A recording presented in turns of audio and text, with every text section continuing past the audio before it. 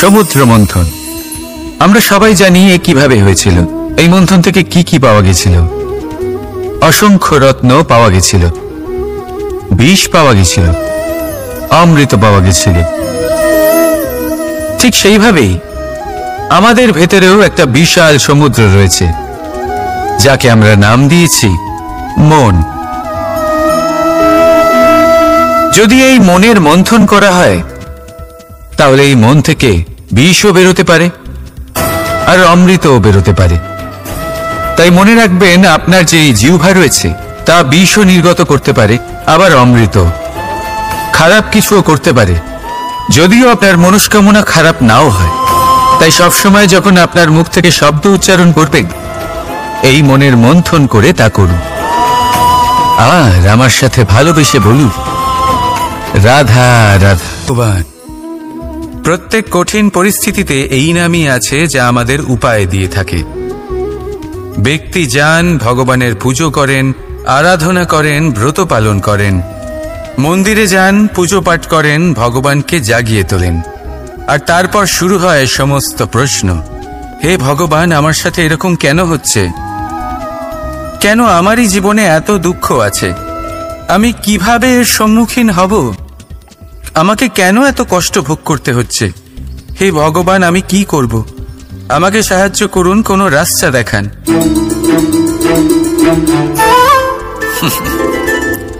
চলুন আমি আপনাকে একটা প্রশ্ন করি। মন্দিরে যাওয়ার চেষ্টা করার আগে আপনি কি জীবনে ততটা চেষ্টা করেছেন যতটা সেই সমস্যাকে দূর করার জন্য দরকার ছিল? দ্বিতীয় প্রশ্ন, ভগবানকে জাগানোর পূর্বে আপনি কি নিজেকে জাগিয়ে তুলেছেন? আপনি কি আলস্য ত্যাগ করেছেন?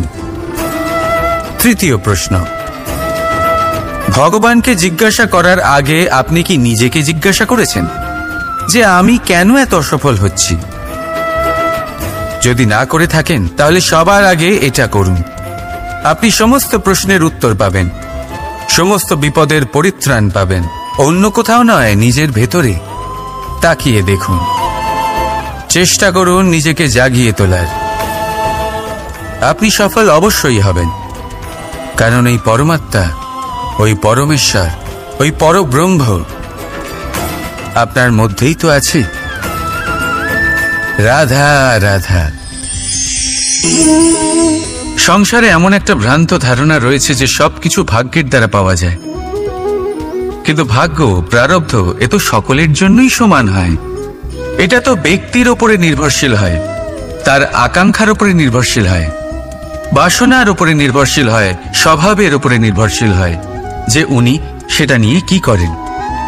দেখুন, এই প্রসাদ কিন্তু সকলকেই দেওয়া হয়, কিন্তু তা গ্রহণ করবেন কিভাবে সেটা ব্যক্তির উপরে নির্ভর করে। আপনাকে এক উদাহরণ দিই। যেমন ধরুন, দুজন মানুষকে আমি একটা করে মাটির ডেলা দিলাম, সেটা নিয়ে তারা কি করবেন? একজন মানুষ তার ছোট ছোট ডেলা বানাবেন আর পথযাত্রীদের ওপরে ছুঁড়ে মারবেন, হাসি ঠাট্টা করবেন, তাদের বস্ত্র নোংরা করে দেবেন, সেটাতেই উনি আনন্দ পাবেন। অন্যদিকে দ্বিতীয় ব্যক্তি সেই মাটির ডেলা দিয়েই নিজের জন্য একটা কুঁড়ে ঘর বানাবেন। সেই কুঁড়ে ঘর যা রোদেতে, বৃষ্টিতে, ঝড়ে তাকে সুরক্ষিত রাখবে। অনুভূতি, এই অনুভূতি বদলাতে শিখুন। এই অনুভূতি অত্যন্ত গুরুত্বপূর্ণ। ভালোবাসাতেও এই অনুভূতি হলো অত্যন্ত গুরুত্বপূর্ণ। ভালোবাসা সে বন্ধুর সাথে হোক, মা বাবার সাথে হোক, ভাই বোনের সাথে হোক, স্ত্রীর সাথে হোক, যে কারোর সাথে হোক। মনে রাখবেন, এই হলো সেই অনুভূতি যা আপনার ভাগ্য নির্ধারণ করে থাকে। তাহলে আসুন আমার সাথে প্রেমের অনুভূতি নিয়ে বলুন, রাধা রাধা। মানুষের কত রকম অনুভূতি হয়, কিন্তু সে সেটাই করে যেটা সে আজ অবধি করে এসেছে, আর এটাই তার সব থেকে বড় ভুল। আপনাকে যদি উদাহরণ দিই, তাহলে একটা গোয়ালা যে ছোটবেলা থেকে একটাই কাজ করেছে, গরুকে চড়িয়েছে, দুধ বের করেছে, সে সারা জীবন সেটাই পাবে, শুধু দুধ। কিন্তু ভেবে দেখুন, যখন এই দুধ কোনো ময়রার কাছে যায়, তখন সে সেটা দিয়ে মালপোয়া বানায়, মাখন বানায়, বিভিন্ন রকমের সুস্বাদু মিষ্টি বানায়, ঘি বানায়, সে বড় কিছু করে, তার বদলে সে বড় কিছু পায়। তাই মনে রাখবেন, যদি আপনি সেটা করেন যেটা আপনি সব সময় করে এসেছেন, তাহলে আপনি সেটাই পাবেন যা আপনি আজ পর্যন্ত পেয়ে এসেছেন। নতুন কিছু করার চেষ্টা করুন, আলাদা কিছু করার চেষ্টা করুন, নিজেকে বদলানোর চেষ্টা করুন, নিজেকে প্রস্তুত করুন, নতুন কিছু করুন। তাই মনে রাখবেন, যদি আপনি এমন কিছু করেন যা এর আগে কেউ কখনো করেনি, তাহলে আপনি এমন কিছু পাবেন যা এর আগে কেউ কখনো পায়নি। তাই নতুন উপায়, নতুন চেষ্টার দ্বারা নতুন কর্মের পালন করুন। নতুন চিন্তা নিজের ভেতরে জাগ্রত করুন, কারণ এই চিন্তাই সত্য হয়ে আপনার জীবনে আসবে। রাধা রাধা। আপনি কি কখনো শুনেছেন হরিণ সিংহের থেকে পালানোর বদলে তার সাথে লড়াই করেছে? হরিণ সিংহকে আক্রমণ করেছে, কখনো শুনেছেন? কখনো না। কিন্তু এরকম হতেই পারে, এরকম হয়েই থাকে। আর এটা তখনই হয় যখন হরিণের শাবক বিপদে পড়ে। যখন তার সিংহের কবলে পড়ার ভয় থাকে, তখন হরিণীও এসে সিংহের সাথে লড়াই করতে থাকে। কারণ সে একজন মা, আর মা তার সন্তানের জন্য সবকিছু করতে পারে। এ হলো মায়ের স্নেহ, যেটা যত নরম হতে পারে ঠিক ততটাই কঠোরও হতে পারে। আর তার সন্তানের মঙ্গলের জন্য সে ক্রোধের সমস্ত সীমা পার করে তার সন্তানকে রক্ষা করেই ছাড়বে। আর সেই জন্যই তো মাকে সন্তানের জীবনে সব থেকে বড় ঢাল বলা হয়। এই মাকে আমার শত কোটি প্রণাম। রাধা রাধা। একে চিনতে পারলেন? একে কুঠার বলা হয়। আপনারা জীবনে কোথাও না কোথাও কোনো না কোনো রূপে এটা দেখেই থাকবেন। একটা ব্যাপার নিশ্চিত, এই কুঠার ছাড়া কোনো বৃক্ষকে কাটতে পারা সরল নয়। এবার আপনি কখনো এটা ভেবেছেন, এই কুঠার এর এই অংশ, এর মুখটাই যদি না থাকে তাহলে কি হবে? এ শুধুমাত্র কোনো বৃক্ষই নয়, তার কোনো ডালও কাটতে সক্ষম হবে না। এবারে ভাবুন, এই শুকনো কাঠের হাতল এ আমরা কোত্থেকে পেলাম? কোনো এক বৃক্ষ থেকেই। সেই ডাল যাকে কেটে ফেলা হয়েছিল, এক বৃক্ষকে কাটার জন্য এই ডালই শস্ত্ররূপে প্রস্তুত।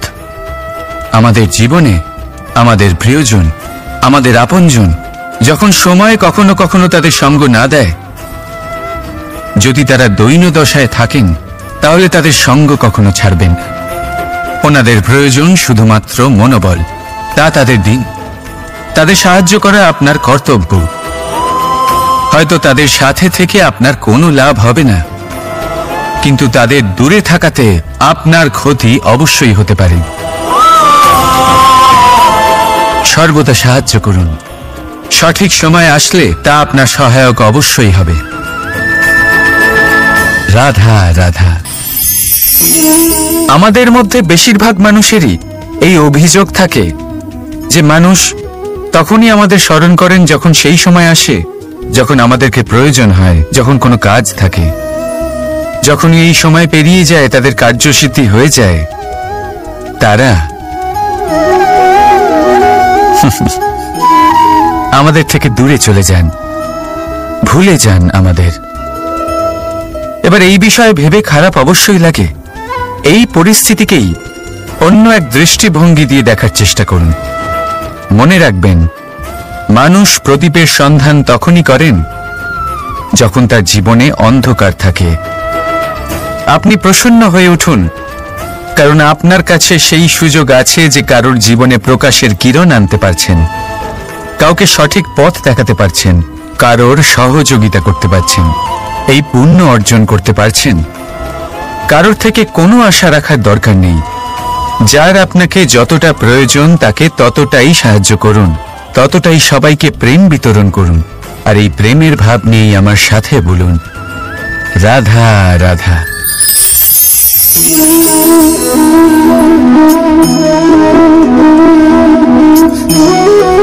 এই শুকনো পাতা দেখতে পাচ্ছেন? এটা কখনো গাছের ডালে ছিল, সবুজ তরতাজা, বৃক্ষকে পুষ্টি দান করত।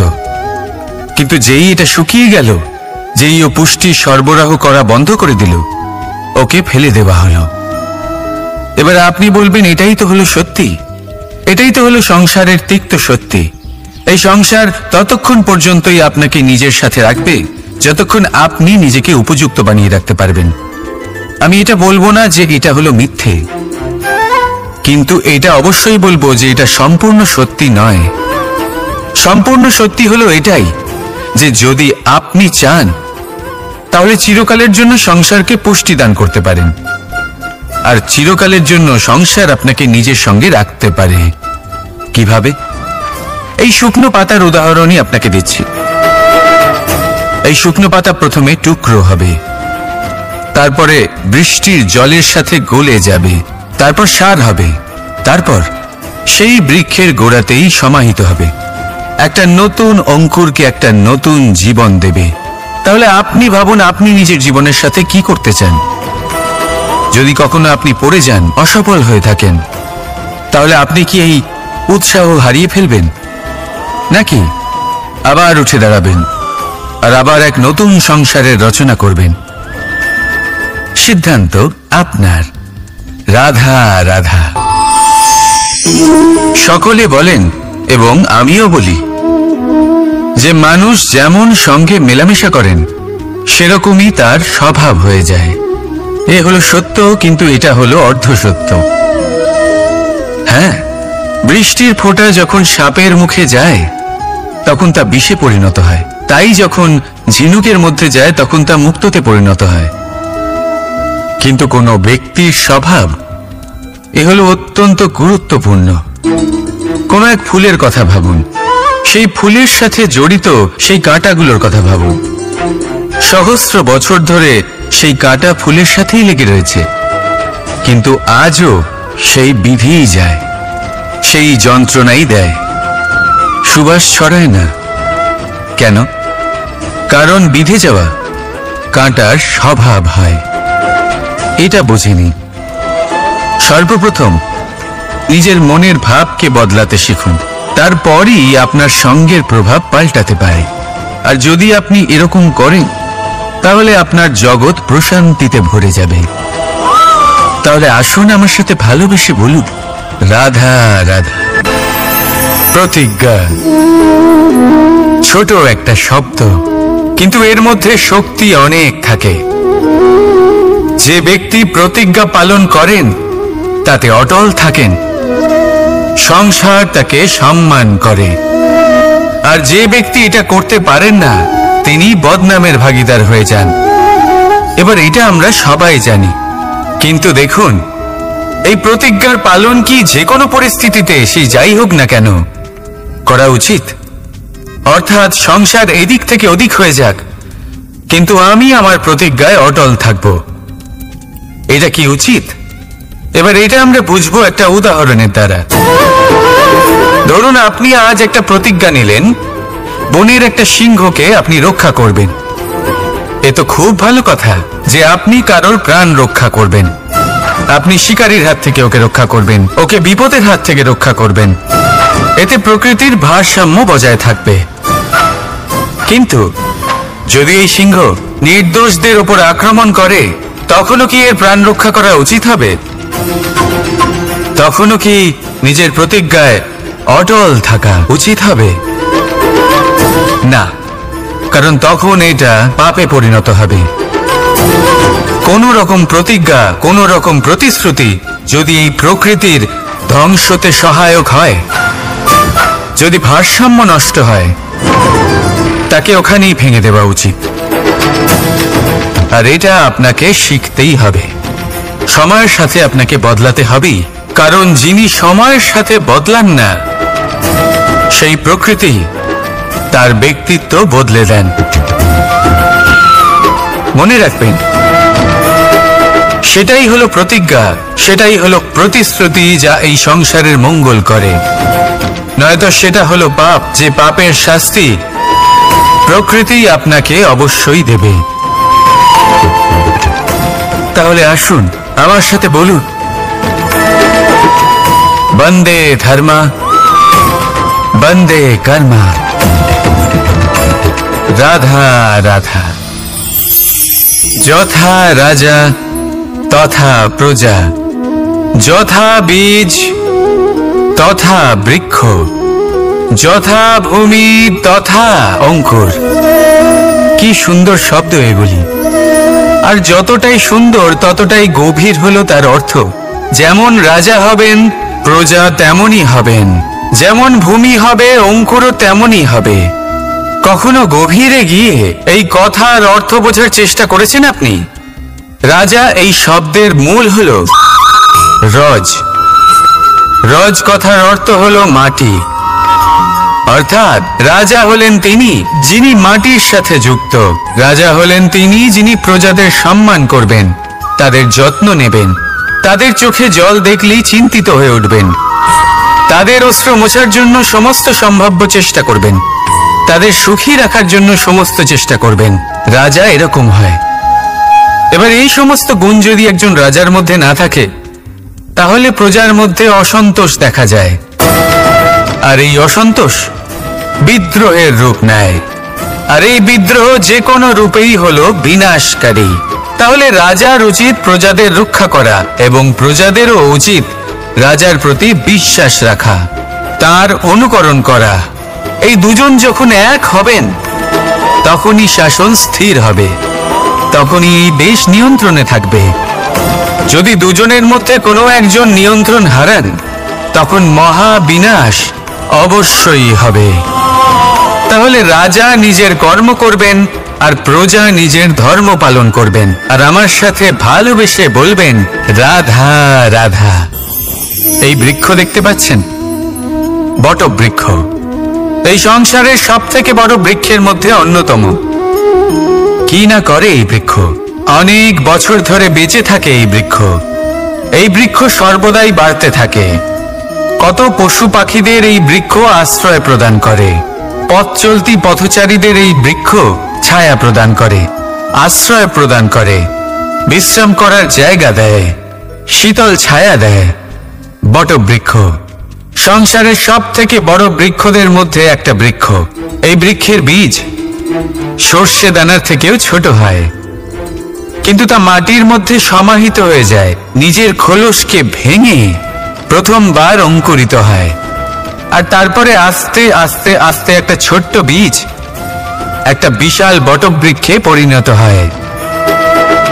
জীবনে যদি সাফল্য পেতে চান, তাহলে এইভাবেই এগোতে হবে। ছোট ছোট পদক্ষেপের দ্বারা এই পথ চলা শুরু করতে হবে। সেই জন্য ছোট কাজ করতে কখনো সংকোচ করবেন না, ছোট কাজ করতে কখনো লজ্জা পাবেন না। যদি এই ছোট ছোট কাজ পূর্ণ নিষ্ঠা দিয়ে, পূর্ণ মনোযোগ দিয়ে, সততার সাথে করতে পারেন, তাহলে এই ছোট কাজের আকার বাড়তে থাকবে। তাই কাজগুলিকে কাজের মতোই দেখতে শুরু করুন। ছোট কাজ বা বড় কাজ এরকম ভাববেন না। তাহলে কর্ম করতে থাকুন। জীবনে আপনার অস্তিত্ব বটবৃক্ষের থেকেও বড় করে তুলুন। তাহলে আসুন আর আমার সাথে ভালোবেসে বলুন রাধা রাধা। কর্ম এবং ফল। মানুষের স্বভাব হলো এটাই যে তিনি নিজের প্রত্যেক পরিশ্রমের প্রতিফল প্রার্থনা করেন। বেশিরভাগ সময় এই ফলাফলের চিন্তা করতে করতে, কল্পনা করতে করতে উনি কর্ম করতে থাকেন, যে আমি এই কাজটা করলে এই ফল পাবো। সেই সব কল্পনা করতে থাকেন যা না তার হাতে আছে, না আছে অধিকার, আর না আছে নিয়ন্ত্রণ। উনি শুধু নিজের কর্ম করতে পারেন। উনি কি ফল পাবেন তা তার হাতে কখনোই নেই। তাই আপনিও শুধুমাত্র কর্ম করতে থাকুন, ফলের চিন্তা করবেন না। মনে রাখবেন, শিকড় এবং শাখা যেভাবে একে অপরের সাথে জড়িয়ে, সেইভাবেই একে অপরের সাথে জড়িয়ে কর্ম এবং ফল। যেরকম কর্ম আপনি করবেন, সেরকম ফল আপনি অবশ্যই পাবেন। তাই এই ফলের আশায় কর্মের সময় কখনোই নষ্ট করবেন না, কারণ যে ব্যক্তি সময় নষ্ট করেন, সময় সেই ব্যক্তিকে অবশ্যই নষ্ট করে দেয়। কর্ম করুন নিঃস্বার্থভাবে, ফলের চিন্তা করবেন না, আর আমার সাথে ভালোবেসে বলুন রাধা রাধা। বরদান। অত্যন্ত বিচিত্র এক বিষয়। কিন্তু দেখতে গেলে এই বরদান কি না করতে পারে। এক দরিদ্রকে রাজা বানিয়ে দিতে পারে, একজন দুর্বলকে এই সংসারের সবথেকে শক্তিশালী ব্যক্তি বানিয়ে দিতে পারে। কিন্তু আমরা ভুলে যাই এক অত্যন্ত গুরুত্বপূর্ণ কথা। বরদান এই শব্দের শেষে দান লুকিয়ে রয়েছে। এই দান কথাটা অত্যন্ত গুরুত্বপূর্ণ। আমাদের মনে রাখা উচিত এই বরদান আমরা দানে পেয়েছি, আর তাই তার সম্মান করা উচিত, কখনোই অহংকার করা নয়। আর যে ব্যক্তি বরদান পেয়ে অহংকার করেন তার যা ক্ষতি হয় তা হলো এই বরদান তার থেকে কেড়ে নেওয়া হয়। বর অর্থাৎ শ্রেষ্ঠ, অর্থাৎ বরদানের অর্থ হলো একটা শ্রেষ্ঠ দান, এবং তার ব্যবহার যদি আপনি কারোর ক্ষতি করার জন্য করেন তাহলে ক্ষতি শুধুই আপনার হবে। তাহলে এই বরদানের সম্মান করুন, উচিত পথে চলুন, আর উচিত উদ্দেশ্য নিয়ে এর ব্যবহার করুন, সব কিছু ভালোই হবে। তাহলে আসুন আর আমার সাথে ভালোবেসে বলুন, রাধা রাধা। মৌনতা। দেখতে গেলে সংসারের সব থেকে শক্তিশালী অস্ত্র হলো এই মৌনতা। আর দেখতে গেলে আমাদের এই অস্ত্রই কখনো কখনো আমাদেরই উপর আক্রমণ করে বসে। কিভাবে? অনেক সময় আমরা আপনদের দেখে, তাদের অনুচিত কার্যকলাপ দেখে, অনুচিত কথা শুনে চুপ করে থাকি, ভেবে নিয়ে আমরা যেন কোনোভাবে তাদের আঘাত না করে ফেলি, দুঃখ না দিই, ক্রুদ্ধ না করে ফেলি, ভেবে নিয়ে এই সমস্যা এড়িয়ে যাবে। কিন্তু এইখানেই আরম্ভ হয় সব থেকে বড় সমস্যা। আমরা কিছুই বলি না এটা ভেবে উনি আমার আপনজন, আর সেই ব্যক্তি ভাবেন যে কিছুই বলেন না সেই আমার আপনজন। যদি আপনি সত্যি কাউকে আপনজন মনে করেন তাহলে তাকে বাধা দিতে শিখুন, তার অনুচিত কাজে, তার অনুচিত কথায় তাকে বাধা দিতে শিখুন। তক্ষুনি ওনাকে বোঝান যে উনি কি ভুল করছেন, ওনাকে বোঝান, ওনাকে সঠিক পথ দেখান, সেই পথে ওনাকে চালিত করুন। এটাই হলো আপন ভাবা। আর তার জন্য মৌন থাকা নয়, দরকার গর্জন করা। অনেক সময় অনুচিত কর্মের পথে চলতে গিয়ে কিছু মানুষ এমন ঘুমিয়ে পড়েন যে ওনাদের জাগানোর জন্য মধুর সঙ্গীত নয়, রৌদ্র হুঙ্কারের প্রয়োজন হয়ে থাকে। তাই আপনজনদের জাগান, শ্রেষ্ঠ কর্মের পথে ওনাদের চালিত করুন, আর আমার সাথে ভালোবেসে বলুন, রাধা রাধা। মায়ের আরো দুটো মহান গুণ, সাহস আর সম্বল। সাহস এটা যে সে তার সন্তানের জন্য সব কিছু করতে পারে, আর সম্বল যে সে তার সন্তানকে কখনো ভেঙে পড়তে দেবে না। একবার ভেবে দেখুন, যখনই আপনি আহত হন চিৎকারের আগে মায়ের নাম কেন আসে? ভেবে দেখুন, যখন আপনার শক্তির প্রয়োজন পড়ে, সাহসের প্রয়োজন পড়ে, সামনের পথ আপনি দেখতে পাচ্ছেন যা অত্যন্ত কঠিন মনে হচ্ছে, তখন মুখ থেকে মায়ের নামই কেন বেরোয়?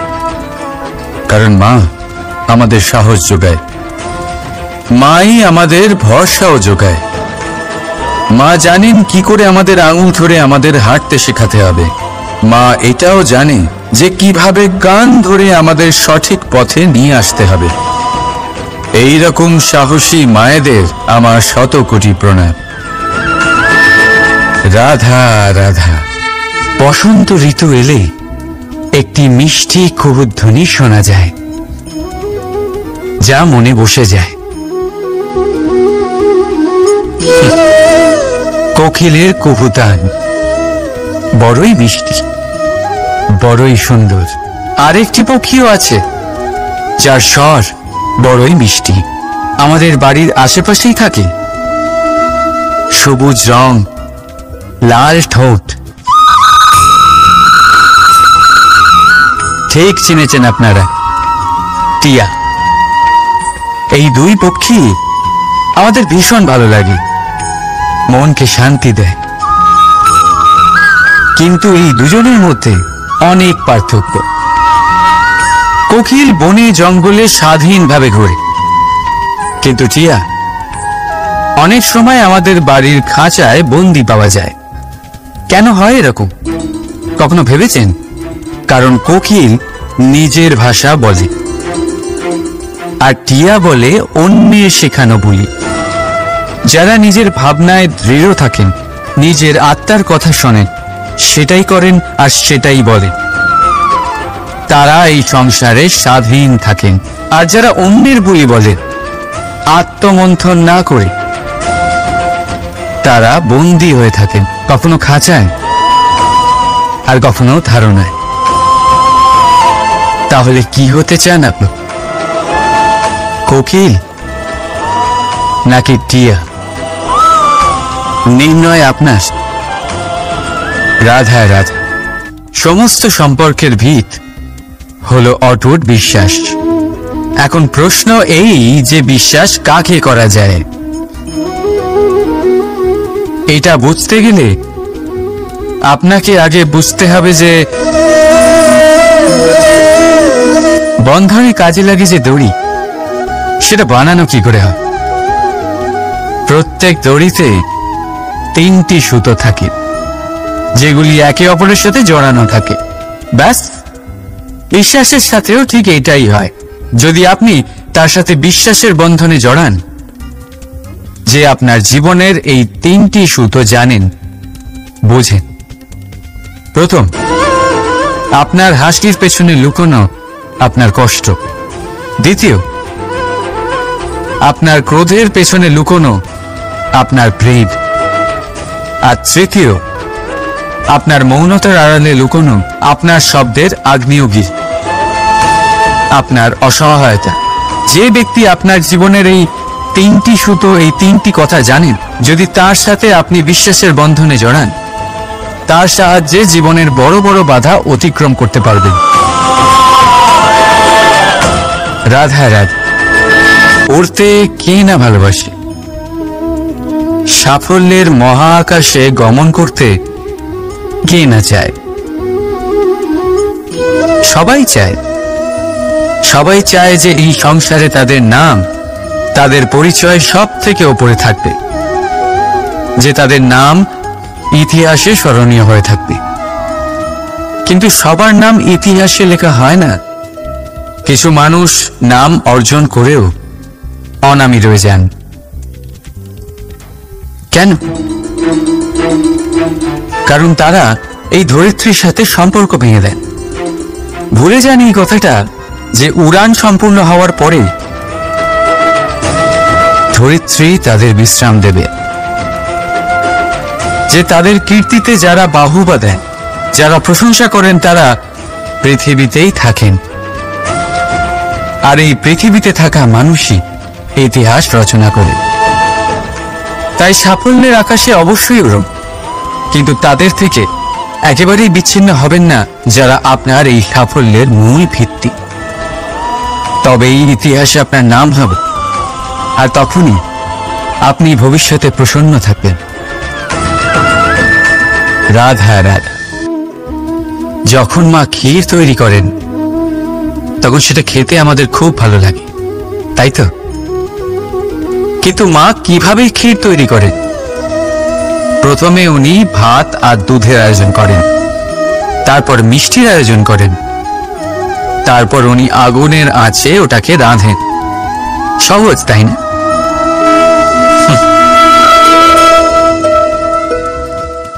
অতটাও সহজ নয়। এই জীবনে আনন্দের ক্ষীর আস্বাদন করার এটাই উপায়, কিন্তু এতে সময় অনেকটাই লাগে।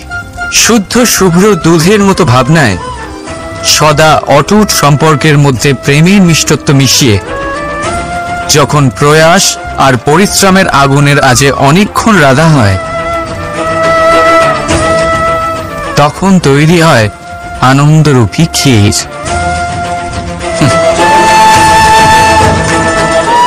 তাই মনে রাখবে, ভাবনার বিশুদ্ধতা, প্রেমের মিষ্টত্ব আর আত্মার প্রয়াস, এই 3টি মেশালে তবেই জীবনে আনন্দ লাভ করবেন। রাধা রাধা। ভগবান প্রত্যেক কঠিন পরিস্থিতিতে এই নামই আছে যা আমাদের উপায় দিয়ে থাকে। ব্যক্তি যান, ভগবানের পুজো করেন, আরাধনা করেন, ব্রত পালন করেন, মন্দিরে যান, পুজো পাঠ করেন, ভগবানকে জাগিয়ে তোলেন, আর তারপর শুরু হয় সমস্ত প্রশ্ন। হে ভগবান, আমার সাথে এরকম কেন হচ্ছে? কেন আমারই জীবনে এত দুঃখ আছে? আমি কিভাবে এর সম্মুখীন হব? আমাকে কেন এত কষ্ট ভোগ করতে হচ্ছে? হে ভগবান, আমি কি করব? আমাকে সাহায্য করুন, কোনো রাস্তা দেখান।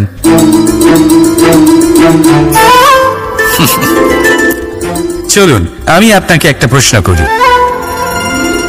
মন্দিরে যাওয়ার চেষ্টা করার আগে আপনি কি জীবনে ততটা চেষ্টা করেছেন যতটা সেই সমস্যাকে দূর করার জন্য দরকার ছিল? দ্বিতীয় প্রশ্ন, ভগবানকে জাগানোর পূর্বে আপনি কি নিজেকে জাগিয়ে তুলেছেন? আপনি কি আলস্য ত্যাগ করেছেন? তৃতীয় প্রশ্ন, ভগবানকে জিজ্ঞাসা করার আগে আপনি কি নিজেকে জিজ্ঞাসা করেছেন যে আমি কেন এত অসফল হচ্ছি? যদি না করে থাকেন তাহলে সবার আগে এটা করুন। আপনি সমস্ত প্রশ্নের উত্তর পাবেন, সমস্ত বিপদের পরিত্রাণ পাবেন। অন্য কোথাও নয়, নিজের ভেতরে তাকিয়ে দেখুন। চেষ্টা করুন নিজেকে জাগিয়ে তোলার। আপনি সফল অবশ্যই হবেন, কারণ এই পরমাত্মা, ওই পরমেশ্বর, ওই পরব্রহ্ম আপনার মধ্যেই তো আছে। রাধা রাধা। সংসারে এমন একটা ভ্রান্ত ধারণা রয়েছে যে সবকিছু ভাগ্যের দ্বারা পাওয়া যায়, কিন্তু ভাগ্য, প্রারব্ধ এ তো সকলের জন্যই সমান হয়। এটা তো ব্যক্তির উপরে নির্ভরশীল হয়, তার আকাঙ্ক্ষার উপরে নির্ভরশীল হয়, বাসনার উপরে নির্ভরশীল হয়, স্বভাবের উপরে নির্ভরশীল হয় যে উনি সেটা নিয়ে কি করেন। দেখুন, এই প্রসাদ কিন্তু সকলকেই দেওয়া হয়, কিন্তু তা গ্রহণ করবেন কিভাবে সেটা ব্যক্তির উপরে নির্ভর করে। আপনাকে এক উদাহরণ দিই। যেমন ধরুন, দুজন মানুষকে আমি একটা করে মাটির ডেলা দিলাম, সেটা নিয়ে তারা কি করবেন? একজন মানুষ তার ছোট ছোট ডেলা বানাবেন আর পথযাত্রীদের ওপরে ছুঁড়ে মারবেন, হাসি ঠাট্টা করবেন, তাদের বস্ত্র নোংরা করে দেবেন, সেটাতেই উনি আনন্দ পাবেন। অন্যদিকে দ্বিতীয় ব্যক্তি সেই মাটির ডেলা দিয়েই নিজের জন্য একটা কুঁড়ে ঘর বানাবেন। সেই কুঁড়ে ঘর যা রোদেতে, বৃষ্টিতে, ঝড়ে তাকে সুরক্ষিত রাখবে। অনুভূতি, এই অনুভূতি বদলাতে শিখুন। এই অনুভূতি অত্যন্ত গুরুত্বপূর্ণ। ভালোবাসাতেও এই অনুভূতি হলো অত্যন্ত গুরুত্বপূর্ণ। ভালোবাসা সে বন্ধুর সাথে হোক, মা বাবার সাথে হোক, ভাই বোনের সাথে হোক, স্ত্রীর সাথে হোক, যে কারোর সাথে হোক, মনে রাখবে এই হলো সেই অনুভূতি যা আপনার ভাগ্য নির্ধারণ করে থাকে। তাহলে আসুন আমার সাথে প্রেমের অনুভূতি নিয়ে বলুন, রাধা রাধা। মানুষের কত রকম অনুভূতি হয়, কিন্তু সে সেটাই করে যেটা সে আজ অবধি করে এসেছে, আর এটাই তার সব থেকে বড় ভুল। আপনাকে যদি উদাহরণ দিই, তাহলে একটা গোয়ালা যে ছোটবেলা থেকে একটাই কাজ করেছে, গরুকে চড়িয়েছে, দুধ বের করেছে, সে সারা জীবন সেটাই পাবে, শুধু দুধ। কিন্তু ভেবে দেখুন, যখন এই দুধ কোনো ময়রার কাছে যায়, তখন সে সেটা দিয়ে মালপোয়া বানায়, মাখন বানায়, বিভিন্ন রকমের সুস্বাদু মিষ্টি বানায়, ঘি বানায়। সে বড় কিছু করে, তার বদলে সে বড় কিছু পায়। তাই মনে রাখবেন, যদি আপনি সেটা করেন যেটা আপনি সব সময় করে এসেছেন, তাহলে আপনি সেটাই পাবেন যা আপনি আজ পর্যন্ত পেয়ে এসেছেন। নতুন কিছু করার চেষ্টা করুন, আলাদা কিছু করার চেষ্টা করুন, নিজেকে বদলানোর চেষ্টা করুন, নিজেকে প্রস্তুত করুন, নতুন কিছু করুন। তাই মনে রাখবেন, যদি আপনি এমন কিছু করেন যা এর আগে কেউ কখনো করেনি, তাহলে আপনি এমন কিছু পাবেন যা এর আগে কেউ কখনো পায়নি। তাই নতুন উপায়, নতুন চেষ্টার দ্বারা নতুন কর্মের পালন করুন। নতুন চিন্তা নিজের ভেতরে জাগ্রত করুন, কারণ এই চিন্তাই সত্য হয়ে আপনার জীবনে আসবে। রাধা রাধা। সমুদ্র মন্থন, আমরা সবাই জানি এ কিভাবে হয়েছিল, এই মন্থন থেকে কি কি পাওয়া গেছিল। অসংখ্য রত্ন পাওয়া গেছিল, বিষ পাওয়া গেছিল, অমৃত পাওয়া গেছিল। ঠিক সেইভাবেই আমাদের ভেতরেও একটা বিশাল সমুদ্র রয়েছে, যাকে আমরা নাম দিয়েছি মন। যদি এই মনের মন্থন করা হয়, তাহলে এই মন থেকে বিষও বেরোতে পারে আর অমৃতও বেরোতে পারে। তাই মনে রাখবেন, আপনার যে জিহ্বা রয়েছে তা বিষও নির্গত করতে পারে, আবার অমৃত। খারাপ কিছুও করতে পারে, যদিও আপনার মনস্কামনা খারাপ নাও হয়। তাই সবসময় যখন আপনার মুখ থেকে শব্দ উচ্চারণ করবেন, এই মনের মন্থন করে তা করুন। আর আমার সাথে ভালোবেসে বলুন, রাধা রাধা।